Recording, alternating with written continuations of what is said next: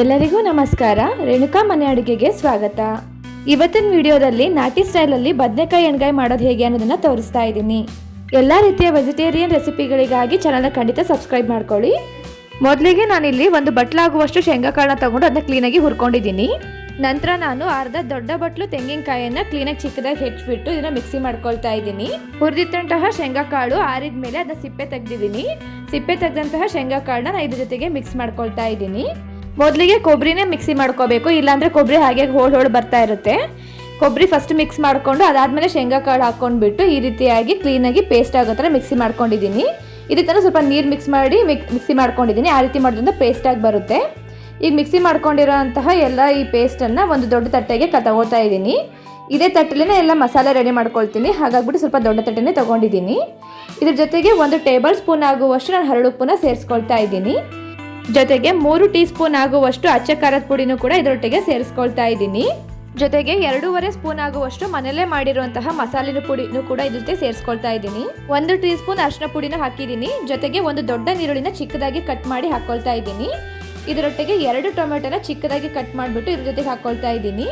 ಜೊತೆಗೆ 1 ಹಿಡಿ ಆಗುವಷ್ಟು ಕೊತ್ತಂಬರಿನ ಹಾಕೊಂಡಿದ್ದೀನಿ. ಜೊತೆಗೆ ಕರಿಬೇವನ್ನು ಕೂಡ ಚಿಕ್ಕದಾಗಿ ಕಟ್ ಮಾಡಿ ಸೇರಿಸ್ಕೊಳ್ತಾ ಇದ್ದೀನಿ. ಜೊತೆಗೆ ಹುಣಸೆ ರಸನೂ ಕೂಡ ಸೇರಿಸ್ತಾ ಇದ್ದೀನಿ. ಇಷ್ಟೆಲ್ಲ ಆದಮೇಲೆ ಅದನ್ನು ಎತ್ತಿಟ್ಬಿಟ್ಟು ಇವಾಗ ನಾವು ಬದನೆಕಾಯಿನ ಕ್ಲೀನಾಗಿ ವಾಶ್ ಮಾಡ್ಕೊಳ್ಳೋಣ. ಬದನೆಕಾಯಿ ವಾಶ್ ಮಾಡ್ಕೊಳೋದಾದಮೇಲೆ ನಾನು ಒಂದು ನೀರಿನಲ್ಲಿ ಸ್ವಲ್ಪ ಹರಳುಪ್ಪನ್ನ ಹಾಕ್ಕೊಂಡಿದ್ದೀನಿ.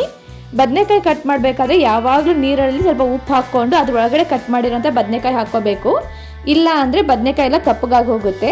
ಹಾಗಾಗ್ಬಿಟ್ಟು ನಾನು ಮೊದಲಿಗೆ ನೀರು ತೊಗೊಂಡ್ಬಿಟ್ಟು ಅದ್ರಲ್ಲಿ ಉಪ್ಪು ಹಾಕ್ಕೊಂಡು ರೆಡಿ ಮಾಡಿ ಇಟ್ಕೊಂಡು ಇವಾಗ ಬದನೆಕಾಯಿನ ಕಟ್ ಮಾಡೋಕ್ಕೆ ಸ್ಟಾರ್ಟ್ ಮಾಡ್ತಾ ಇದ್ದೀನಿ. ಬದನೆಕಾಯಿನ ಯಾವ ರೀತಿ ಕಟ್ ಮಾಡಬೇಕು ಅನ್ನೋದನ್ನು ತೋರಿಸ್ತಾ ಇದ್ದೀನಿ ನೋಡಿ. ಮೊದಲಿಗೆ ಒಂದು ಸ್ವಲ್ಪ ತುಂಬನ್ನು ತಗೊಳ್ತಾ ಇದ್ದೀನಿ. ಸ್ವಲ್ಪ ತುಂಬ ತೆಗೆದಾದ್ಮೇಲೆ ನಾನಿಲ್ಲಿ ಎಲ್ಲ ಮೇಲ್ಗಡೆ ಇರೋಂತಹ ಎಕ್ಸ್ಟ್ರಾ ಎಲೆ ಥರ ಇರುತ್ತಲ್ಲ ಅದನ್ನು ಕಟ್ ಮಾಡ್ಕೊಂಡ್ಬಿಟ್ಟು ಒಂದರಲ್ಲಿ 4 ಭಾಗ ಮಾಡಿಬಿಟ್ಟು ನೀರಲ್ಲಿ ಹಾಕ್ಕೊಳ್ತಾ ಇದ್ದೀನಿ. ಇದನ್ನ ತುಂಬ ಕೆಳಗಿನವರೆಗೂ ಕಟ್ ಮಾಡಬಾರ್ದು, ಸ್ವಲ್ಪ ಹಾಗೆ ಅದು ಗ್ರಿಪ್ ಇರಬೇಕು, 4 ಹೋಳು ಸೆಪ್ರೇಟ್ ಆಗದಿರೋ ಇಡೋಕ್ಕೆ. ಆ ರೀತಿ ಕಟ್ ಮಾಡ್ಕೊಂಡ್ಬಿಟ್ಟು ಎಲ್ಲದನ್ನು ಇದನ್ನು ನೀರಲ್ಲಿ ಹಾಕ್ಕೊಂಡು ರೆಡಿ ಮಾಡ್ಕೊಂಡಿದ್ದೀನಿ. ಇವಾಗ ನಾವೇನು ರೆಡಿ ಮಾಡ್ಕೊಂಡಿರೋಂತಹ ಮಸಾಲೆ ಇತ್ತಲ್ಲ ಅದನ್ನು ಕ್ಲೀನಾಗಿ ಮಿಕ್ಸ್ ಮಾಡ್ಕೊಳ್ತಾ ಇದ್ದೀನಿ. ಇದನ್ನು ಕೈಯಿಂದನೇ ಕ್ಲೀನಾಗಿ ಮಿಕ್ಸ್ ಮಾಡ್ಕೊಳ್ಳಿ. ಸ್ಪೂನಿಂದ ಮಾಡಿದರೆ ಚೆನ್ನಾಗಾಗಲ್ಲ. ಒಂದು ಕಡೆ ಹತ್ತುತ್ತೆ, ಒಂದು ಕಡೆ ಮಸಾಲೆ ಹತ್ತಲ್ಲ. ಅದಾದಮೇಲೆ ನಾವು ಬದನೆಕಾಯಿ ಒಳಗಡೆ ಈ ಮಸಾಲೆ ತುಂಬಬೇಕಾದ್ರೂ ಕೈಯಿಂದನೇ ತುಂಬಬೇಕಾಗುತ್ತೆ. ಹಾಗಾಗ್ಬಿಟ್ಟು ಇದನ್ನ ಕ್ಲೀನಾಗಿ ಮಿಕ್ಸ್ ಮಾಡ್ಕೊಂಡಿದ್ದೀನಿ. ನೀವು ನೋಡ್ತಾ ಇದ್ರೆ ಎಲ್ಲ ಒಂದೇ ಸಮ ಆಗೋ ಥರ ನಾನು ಮಿಕ್ಸ್ ಮಾಡ್ಕೊಂಡಿದ್ದೀನಿ. ಇವಾಗ ರೆಡಿ ಮಾಡ್ಕೊಂಡಿರೋಂತಹ ಈ ಮಸಾಲೆನ ನಾವು ಕಟ್ ಮಾಡಿ ಇಟ್ಕೊಂಡಿರೋಂತಹ ಬದನೆಕಾಯಿ ಒಳಗಡೆ ತುಂಬಬೇಕು. ಅದಕ್ಕಾಗಿ ನಾನು ಹೇಳಿದ್ದು 4 ಭಾಗ ಮಾಡಿಕೊಂಡು ಎತ್ತಿಟ್ಕೋಬೇಕು ಅಂತ. ಈ ರೀತಿ 4 ಭಾಗ ಮಾಡಿಕೊಂಡ್ರೆ ಅದ್ರ ಒಳಗಡೆ ಈ ಮಸಾಲೆನ ಈ ರೀತಿ ತುಂಬಕ್ಕೆ ಚೆನ್ನಾಗಾಗುತ್ತೆ. ಈ ರೀತಿ ಇದರಲ್ಲಿ ಜಾಸ್ತಿ ತುಂಬ್ಕೊಳ್ಳಿ. ಜಾಸ್ತಿ ತುಂಬ್ಕೊಳ್ಳೋದಾದ್ಮೇಲೆ ಇದು ಇನ್ನೊಂದ್ಸರಿ ಈ ರೀತಿ ಪ್ರೆಸ್ ಮಾಡಿ ಆಚೆ ಈಚೆಡೆ ಏನು ಎಕ್ಸ್ಟ್ರಾ ಮಸಾಲೆ ಬರುತ್ತಲ್ಲ ಅದನ್ನ ತೆಗೆದುಬಿಟ್ಟು ಎತ್ತಿಟ್ಕೊಳ್ತೀನಿ ಪಕ್ಕಕ್ಕೆ. ಬದನೆಕಾಯಿಯಲ್ಲಿ ಕೆಳಗಡೆವರೆಗೂ ಈ ಮಸಾಲೆ ಕ್ಲೀನಾಗಿ ಹೋಗೋ ಥರ ನಾವು ತುಂಬ್ಕೋಬೇಕಾಗುತ್ತೆ. ಈ ರೀತಿ ಮಾಡೋದ್ರಿಂದ ಬದನೆಕಾಯಿ ಟೇಸ್ಟ್ ತುಂಬ ಚೆನ್ನಾಗಿ ಬರುತ್ತೆ. ಇದೇ ರೀತಿಯಾಗಿ ನಾನು ಎಲ್ಲ ಕಟ್ ಮಾಡಿ ಇಟ್ಕೊಂಡಿರೋಂತಹ ಬದನೆಕಾಯಿ ಒಳಗಡೆ ಮಸಾಲೆ ತುಂಬ್ಕೊಳ್ತಾ ಹೋಗ್ತೀನಿ. ನಾನು ಇದಕ್ಕೆ ಹುಣಸೆ ರಸ ಹಾಕಿದ್ದೀನಿ. ಅದು ಪ್ರಮಾಣ ಬಂದುಬಿಟ್ಟು ಒಂದು ದೊಡ್ಡ ನಿಂಬೆಹಣ್ಣಿನ ಗಾತ್ರದಷ್ಟು ನಾನು ನೆನೆ ಹಾಕಿದ್ದೆ. ಅದು ಕ್ಲೀನಾಗಿ ಎಲ್ಲ ಹುಳಿ ಬಿಟ್ಟ ಮೇಲೆ ಅದನ್ನು ಕ್ಲೀನಾಗಿ ರಸ ಹಿಂಡ್ಕೊಂಡ್ಬಿಟ್ಟು ಒಂದು ಬಟ್ಲಾಗೋಷ್ಟು ರೆಡಿ ಮಾಡಿ ಇಟ್ಕೊಂಡಿದ್ದೆ. ನಾನು ಎಲ್ಲ ಬದನೆಕಾಯಲ್ಲೂ ಮಸಾಲೆ ತುಂಬ್ಕೊಂಡು ರೆಡಿ ಮಾಡೋ ಅಷ್ಟರಲ್ಲಿ ನೀವು ಇನ್ನೂ ನಮ್ಮ ಚಾನಲ್ನ ಸಬ್ಸ್ಕ್ರೈಬ್ ಆಗಿಲ್ಲ ಅಂದರೆ ಚಾನಲ್ನ ಖಂಡಿತ ಸಬ್ಸ್ಕ್ರೈಬ್ ಮಾಡ್ಕೊಳ್ಳಿ. ಜೊತೆಗೆ ತಪ್ಪದೇ ಬೆಲ್ ಐಕನ್ನು ಕೂಡ ಪ್ರೆಸ್ ಮಾಡಿ. ತುಂಬ ಜನ ಚಾನಲ್ನ ಸಬ್ಸ್ಕ್ರೈಬ್ ಮಾಡ್ಕೊಳ್ದೇ ವಿಡಿಯೋ ನೋಡ್ತಾ ಇದ್ದೀರಾ. ದಯವಿಟ್ಟು ಚಾನಲ್ನ ಸಬ್ಸ್ಕ್ರೈಬ್ ಮಾಡಿಕೊಂಡು ವಿಡಿಯೋ ನೋಡಿ. ನೀವು ಸಬ್ಸ್ಕ್ರೈಬ್ ಮಾಡ್ಕೊಳ್ಳೋದ್ರಿಂದ ನನಗೊಂದು ಮೋಟಿವೇಶನ್ ಬಂದಂಗೆ ಆಗುತ್ತೆ ಹೆಚ್ಚು ವಿಡಿಯೋ ಮಾಡೋದಕ್ಕೆ.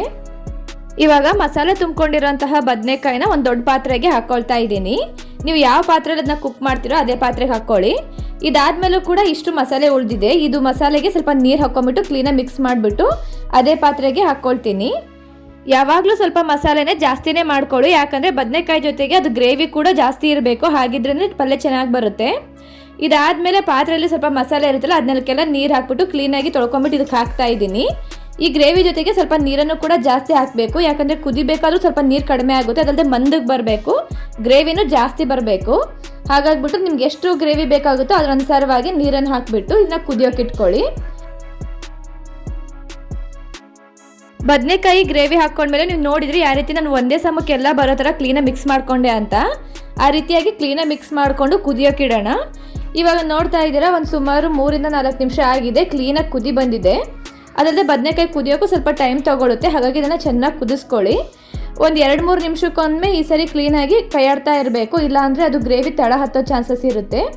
ಹಾಗಾಗಿಬಿಟ್ಟು ನಾನೊಂದು 2-3 ನಿಮಿಷ ಹಾಗೆ ಬಿಟ್ಟಿದ್ದೀನಿ. ಅದು ಚೆನ್ನಾಗಿ ಕುದಿ ಬಂದಮೇಲೆ, ಒಂದು ಕುದಿ ಬರೋದು ನೀವು ನೋಡ್ಕೊತಾ ಇರಿ, ಗೊತ್ತಾಗುತ್ತೆ. ಒಂದು ಕುದಿ ಬಂದಮೇಲೆ ಈ ರೀತಿಯಾಗಿ ಕ್ಲೀನಾಗಿ ಇನ್ನೊಂದ್ಸರಿ ಮಿಕ್ಸ್ ಮಾಡಿಕೊಂಡು ಲಿಡ್ನ ಕ್ಲೋಸ್ ಮಾಡಿ ಹಾಗೆ ಬಿಡ್ತೀನಿ.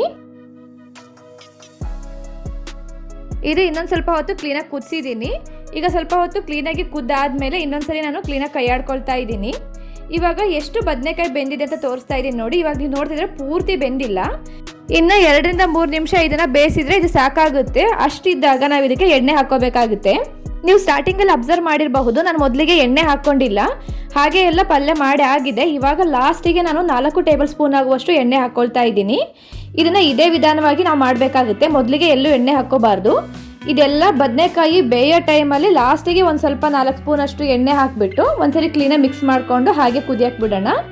ನೀವು ನೋಡ್ತಾ ಇದ್ದೀರಾ, ಎಣ್ಣೆ ಹಾಕಿದ ಮೇಲೆ ನಾನು ಕ್ಲೀನಾಗಿ ಒಂದ್ಸರಿ ಮಿಕ್ಸ್ ಮಾಡ್ಕೊಳ್ತಾ ಇದ್ದೀನಿ. ಕೆಲವೊಬ್ರು ಎಣ್ಣೆನ ಇದಕ್ಕಿಂತ ಜಾಸ್ತಿ ಹಾಕ್ತಾರೆ. ಇದ್ರ ಹೆಸರೇ ಎಣ್ಣೆಗಾಯಿ ಅಲ್ವಾ, ಜಾಸ್ತಿ ಹಾಕ್ತಾರೆ. ಬಟ್ ನನಗೆ ಅಷ್ಟೊಂದು ಎಣ್ಣೆ ಹಾಕಿಲ್ಲ. ನಾನು 4 ಸ್ಪೂನ್ ಆಗುವಷ್ಟು ಹಾಕ್ಕೊಂಡಿದ್ದೀನಿ. ನಿಮಗೆ ಎಷ್ಟು ಎಣ್ಣೆ ಬೇಕಾಗುತ್ತೋ ಅದ್ರ ಅನುಸಾರವಾಗಿ ಹಾಕ್ಕೊಳ್ಳಿ. ನೀವು ನೋಡ್ತಾ ಇದ್ದೀರಾ, ಕೆಲವೊಬ್ರು ಇದನ್ನು ಮಾಡಿದಾಗ ಎಣ್ಣೆ ಎಲ್ಲ ಕಾರ್ನರಲ್ಲಿ ತುಂಬ ನಿಂತ್ಕೊಂಡಿರುತ್ತೆ, ಅಷ್ಟು ಎಣ್ಣೆ ಹಾಕ್ತಾರೆ. ನನಗೆ ಅದಷ್ಟು ಎಣ್ಣೆ ಹಾಕಿದ್ರೆ ನಮ್ಮ ಮನೇಲಿ ಯಾರಿಗೂ ಇಷ್ಟ ಆಗಲ್ಲ. ನಾನು ಒಂದು ಮೀಡಿಯಮಾಗಿ ಎಣ್ಣೆ ಹಾಕ್ಕೊಳ್ತೀನಿ. ಇಷ್ಟ ಆದರೆ ಬದನೆಕಾಯಿ ಎಣ್ಣೆಗಾಯಿ ರೆಡಿ ಆಯಿತು. ನಾವು ಇದನ್ನು ಲಿಡ್ ಕ್ಲೋಸ್ ಮಾಡಿ ಸ್ಟವ್ ಆಫ್ ಮಾಡ್ಕೊಂಡ್ಬಿಡೋಣ. ಇದು ಉತ್ತರ ಕರ್ನಾಟಕದ ಸ್ಪೆಷಲ್ ಡಿಶ್.